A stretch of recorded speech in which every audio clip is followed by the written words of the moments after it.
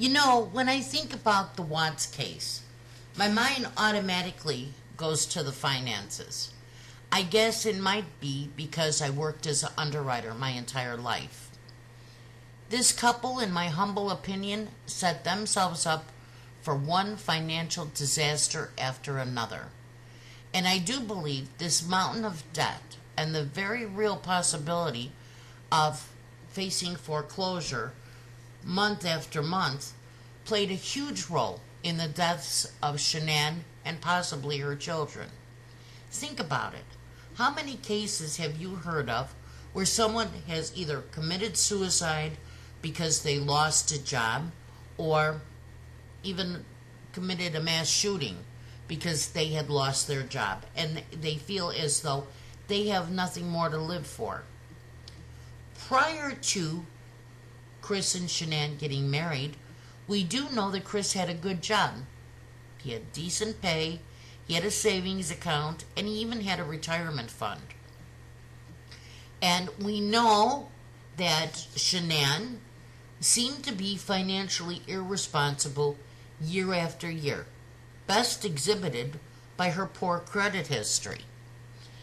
Yeah, sure, she was able to purchase the big home with the big mortgage in North Carolina, but wasn't it said that shortly after she secured that mortgage and home, she quit her job afterwards when Chris moved in? Who did she think was going to pay the mortgage? Chris? After they realized that it was too much for him, I would hope that they sat down and discussed the very real possibility that they were way over their heads in debt with the house. And so their solution was to sell it, fully furnished, and maybe move to Colorado in search of a fresh start.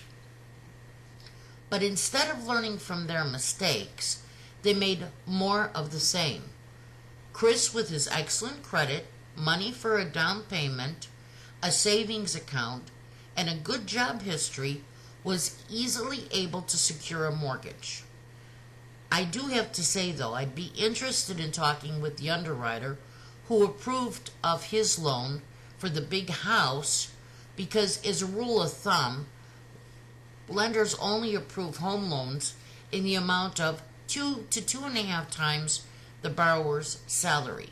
And because Shanann had poor credit and could not be included as a co-borrower, only Chris's income was considered. He technically should have only been approved for a loan amount of $150,000 to $155,000. I understand when they moved to Colorado, they both worked for a Ford dealership where Chris worked as a mechanic and Shanann as a salesperson. And things were probably very good then. They had 2 incomes coming in. But soon she found herself pregnant, and now the huge mortgage payment for the huge house rested solely on Chris's shoulders.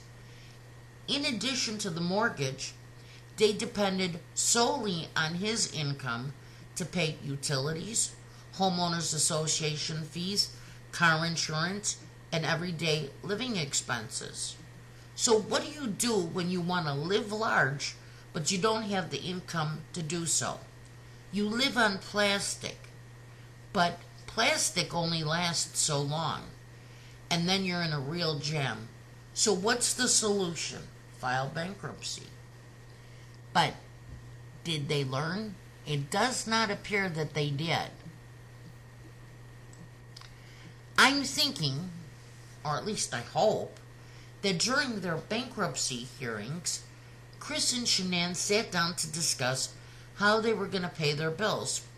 And, Shanann, being like any other mother, probably wanted to stay home with the kids and figured that she could work from home and fell for this Lavelle MLM scheme.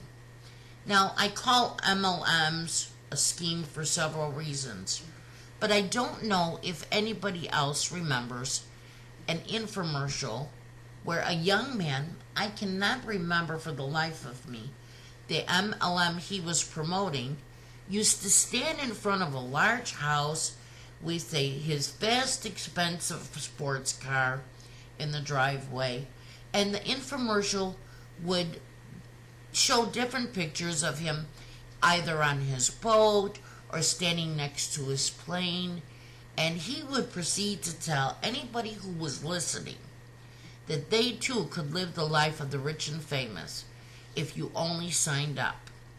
He did not count on an investigative journalist who had revealed that the young man did not own the big house, the car, the boat, or the plane for that matter. But instead, he was a paid actor standing in front of props to entice people into joining the MLM. I will never forget that. While I think Shanann had good intentions when she signed up with Lavelle, she didn't realize or understand exactly how MLMs worked. And I think that she convinced herself and had convinced Chris that this was going to be the end to their financial problems. They were going to get rich. How little did she know.